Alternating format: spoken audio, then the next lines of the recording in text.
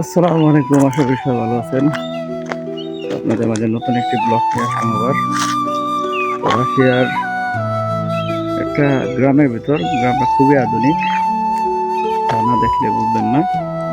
তো সবাই আমার ব্লগটা দেখবেন, আশা করি সবাই সাবস্ক্রাইব করে রাখবেন। এই একটা আধুনিক বাড়ি, খুবই সুন্দর একটা বাড়ি, গ্রামের ভিতর, একদম গ্রামের ভিতর, নিরিবিলি পরিবেশ, গাছগাছালি। বাড়িটা আমার কাছে খুবই ভালো লাগলো, অনেক সুন্দর একটা বাড়ি। প্লাস এখানে একা একাই ঘুরতে আসছি। তো গ্রামটা খুবই আধুনিক, বাড়িঘরগুলো দেখেন কত সুন্দর বাড়িঘর।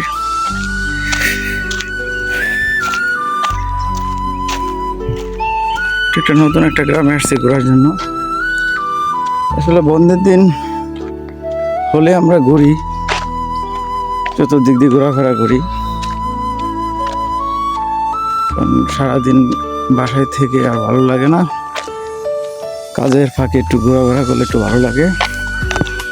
তো আজকে ঘোরার জন্য বাইর হয়েছি, ঘুরবো আমরা। খুবই নীরব একটা এলাকা। এটা একটা টিউবওয়েল, এটাতে আপনার পানি পড়ে, চাপ দিয়ে ধরে রাখলে পানি পড়ে।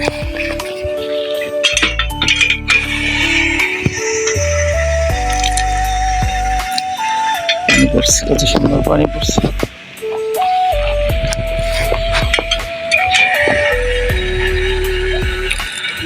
কত সুন্দর দেখে পানি পড়তেছে। এরকম মানে এই এলাকায় সব জায়গায় এরকম একটা আছে, এরকম টিউবওয়েল আছে, সরকারি টিউবওয়েল, অনেক সুন্দর। আসলে আপনার গরমকালটা যে মানে সামার যে সময় পড়ে, তখন রাশিয়ানরা খুবই এনজয় করে। একটা পুরান বাড়ি, অনেক পুরাতন একটা বাড়ি। তো এলাকাটা খুবই আধুনিক, ঘুরে ভালো লাগতেছে। এটা চেরি গাছ, চেরি ফল ধরছে।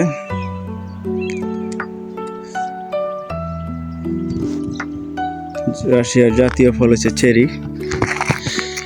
তো মানুষ নাই, খুবই কম মানুষ, একদম নিরিবিলি পরিবেশ। আজকে আমি একাই বাইর হয়েছি। দেখেন এখানে আর একটা বাড়ি, কত সুন্দর বাড়ি, বাড়িটা দেখার মতন, একদম লন্ডনি সিস্টেম। রাশিয়ান গ্রামের বাড়িগুলো প্রত্যেকটা বাড়ি আসলে এরকমই হয়। এই বাড়িটা অনেক সুন্দর। এখন এই সামারের সময় আপনার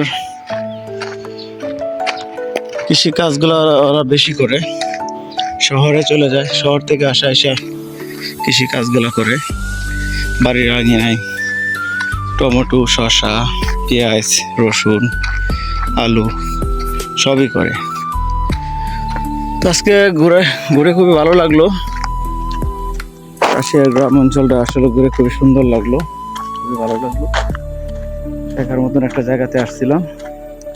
তো সবাই আমার জন্য দোয়া করবেন, যাতে ভালো ভালো ভিডিও দিতে পারি আর কি। আসসালামু আলাইকুম।